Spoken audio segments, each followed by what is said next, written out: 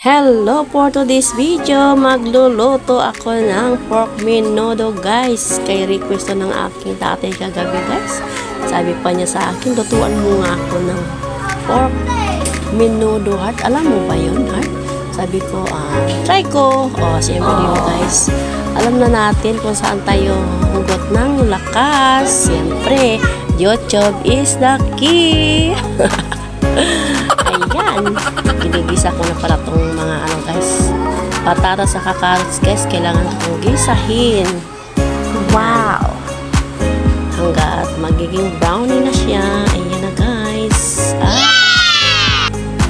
Kailangan ko na siyang separate muna. Then, ito pala, hindi ko na siya na videohan yung naglalagay ako ng bawang sibuyas guys habang ginigisa ko siya.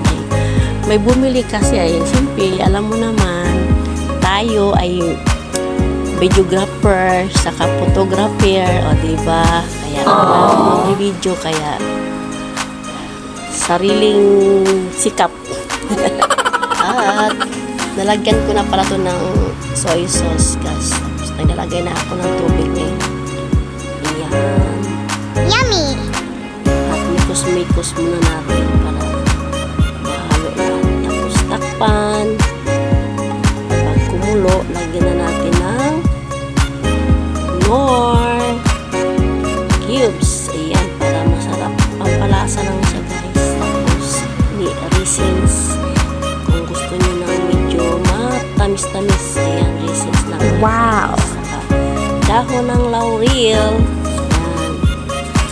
Takpan ulit para lumambot yung karne guys. Pag lambot ng karne guys, ayan, kumulo na siya guys. Ayan. Susunod na natin tong guys, mga gulay guys. Ayan, nandyan na rin yung bell pepper na red.